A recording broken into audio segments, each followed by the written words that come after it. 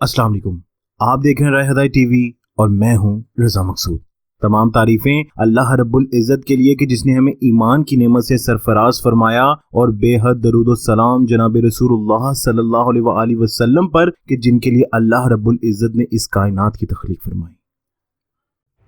दोस्तों, गुज़िश्ता 5 सालों में मोदी सरकार ने एक सोचे समझे मंसूबे के तहत हिंदुत्व नाफिज किया। सिखों, ईसाई और खुसूसन मुसलमानों पर जुल्म के पहाड़ तोड़ दिए गए और हिंदू तंजीमों ने गुंडागर्दी का बाजार गर्म किया और दुनिया की सबसे बड़ी जमहूरियत को सेकुलरिज्म से दूर करके सिर्फ एक हिंदुओं का मुल्क बना दिया। दोस्तों, गुज़िश्ता 5 सालों में मोदी हुकूमत ने एक सो कॉल्ड दुनिया की सबसे बड़ी जमहूरी और सेकुलर हुकूमत का जनाजा निकाल दिया और तज्जियाकार तो यहाँ तक कह रहे हैं कि भारत पर एक हिंदू दहशतगर्द हुकूमत कर रहा है।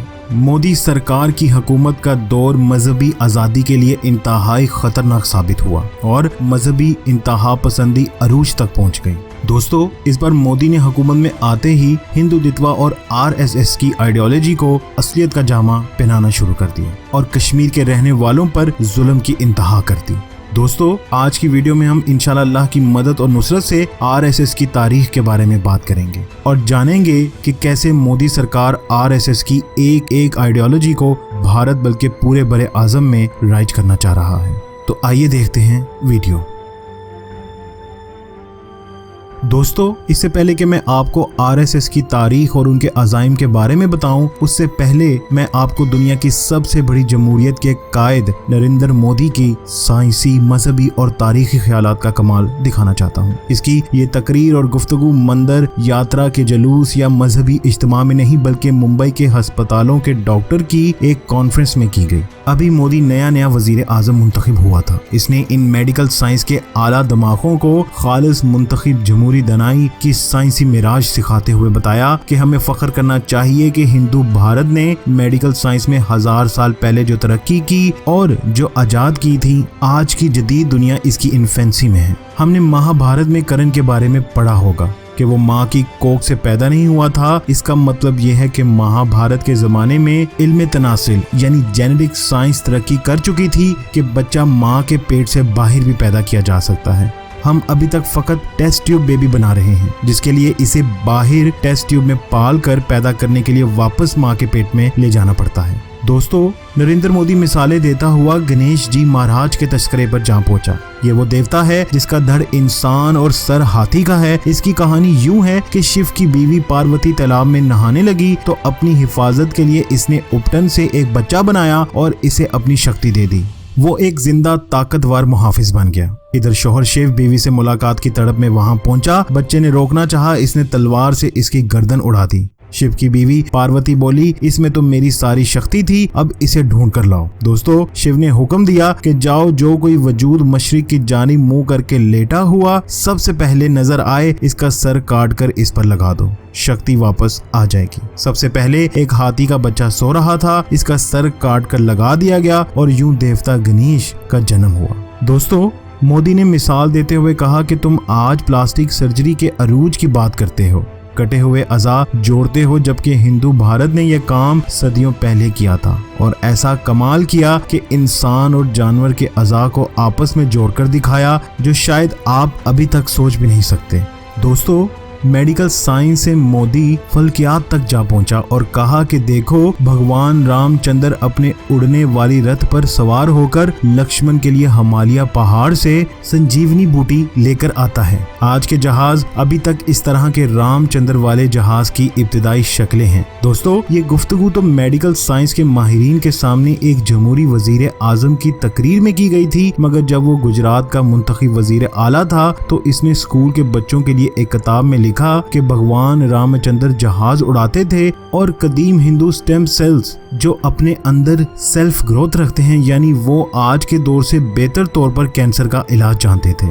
दोस्तों, इन सब में एक इंटरेस्टिंग पहलू ये है कि गुज़िश्ता 20 साल जमहूरी कैरियर में इसके इन साइंसी मजहबी नजरियात को चैलेंज करने के लिए लातादाद PhDs वाले भारत में से कोई एक भी साइंसदान उठ खड़ा नहीं हुआ। यहाँ तक कि मोदी की मुखालिफ कांग्रेस पार्टी बल्कि कम्युनिस्ट पार्टी के लोगों ने भी इन अजीम साइंसी मामलात को चैलेंज नहीं किया और इसकी वजह थी आरएसएस का रौब और दबदबा और उसका खौफ।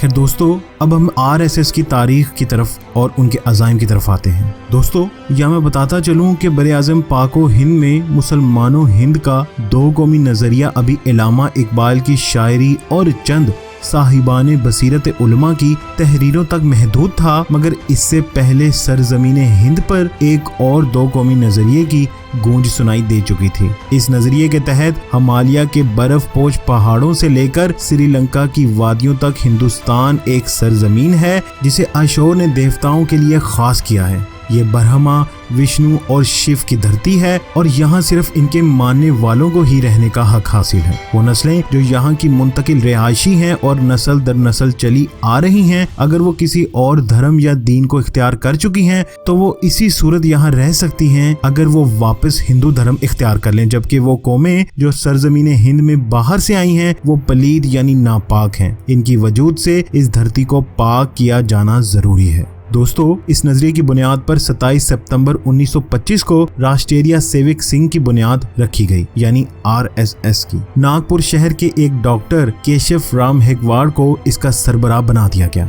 इस तंजीम के बनने के बाद पहली दफा मुल्क में राष्ट्रीय सेवक संघ के नजरियाती कारकुनों ने 1927 में गणेश महाराज की यात्रा निकाली। इस वक्त तक ये दस्तूर था कि मस्जिद के सामने मौसीकी बंद कर दी जाती थी, मगर इसने खास तौर पर ऐसा ना किया। फसाद फूट पड़े और यहीं से इस तंजीम ने बाकी हिंदू कौम परस्त तंजीमों, आर्या समाज और हिंदू महासभा के साथ मिलकर हथियार उठाए। दोस्तों, हिंदू कौमियत के इस नजरिए के दो अहम नजरियाती लिखारी हैं, एक विनोद दामर सवारकर और दूसरा माधव सुदेश गोलवाकर है। इन दोनों की तहरीरों ने इस वक्त की दुनिया में मकबूल और नाफिज सेकुलर कौम रियासत के तस्वुर की नफी की। इन्होंने कहा कि हम एक ऐसे तस्वुर कौमियत को नहीं मानते जिसमें भारत की सरजमीन पर बसने वाले तमाम लोग हिंदू, मुसलमान, सिख, ईसाई, बुद्ध या जैन सब के सब शहरी करार पाएं और बराबर के हकूक रखते हों। ऐसा नहीं हो सकता। ये हिंदुस्तान की सरजमीन सिर्फ और सिर्फ हिंदू धर्म के मानने वालों के लिए है और वही इसके मालिक हैं और वही इसके शहरी हो सकते हैं। बाकी सब अक़वाम अपने अपने इलाकों को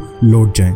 दूसरी अहम बात ये थी कि कानून बनाने का इख्तियार अवाम को हासिल नहीं, बल्कि भारत में वही कानून नाफिज होगा जो हिंदुओं की इल्हामी किताब मनुस्मृति में दर्ज है। इस किताब में हिंदू मुआशरे के लिए तमाम कवानीन दर्ज किए गए हैं। शादी, जमीन, जदाद, कारोबार, इखलाकियात, इबादत, सब के बारे में तफसीली कवानीन मौजूद हैं। खवातीन के हकूक के बारे में दर्ज है कि शादी खत्म नहीं हो सकती, बेवा दोबारा शादी नहीं कर सकती, जंग के कवानीन, हुक्मरानी के ज़ाब्ते सब दिए गए हैं। हिंदू कवानीन की ये किताब पूरे हिंदू मुआशरे को 4 ज़ातों में तकसीम करती है और हर एक के लिए मुख्तलिफ हकूक बयान करती है। राष्ट्रीय सेवक संघ के रहनुमाओं का मुतालबा था कि हिंदुस्तान ना तो एक कौमी रियासत बन सकता है और ना ही एक सेकुलर लिबरल रियासत, बल्कि ये एक मुकम्मल तौर पर हिंदू मुल्क है जिसकी कौमियत की एक अपनी तारीख है और यहाँ पर कवानीन सिर्फ मनुस्मृति के ही लागू होंगे।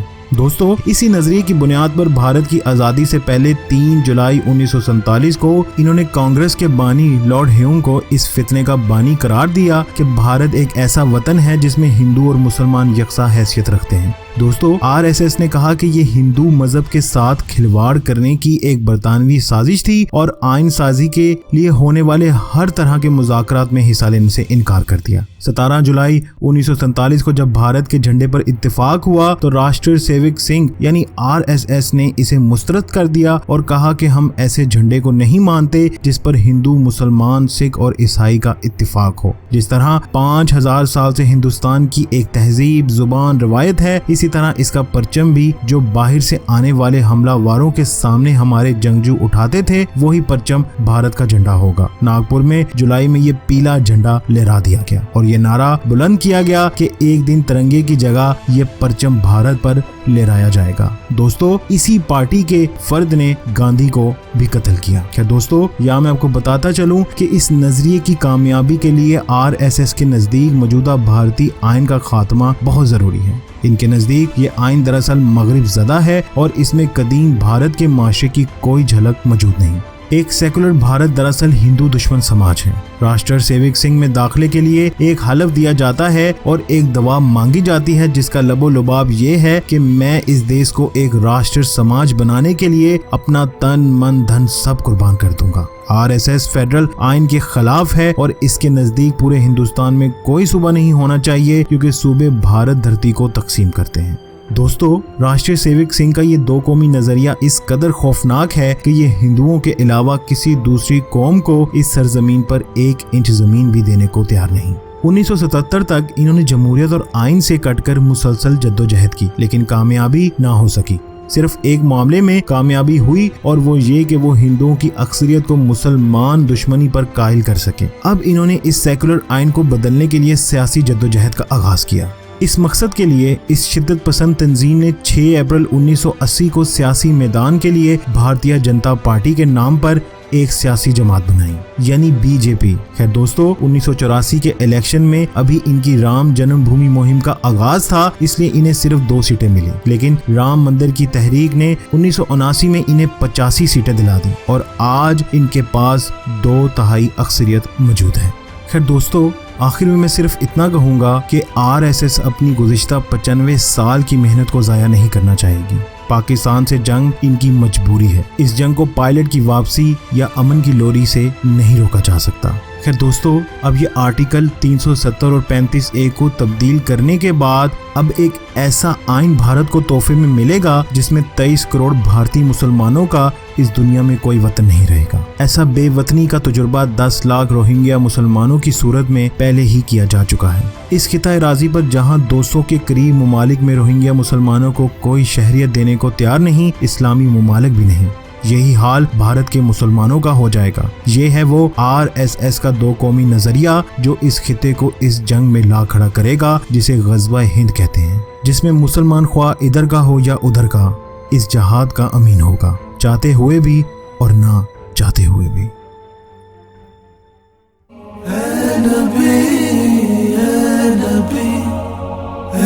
नबी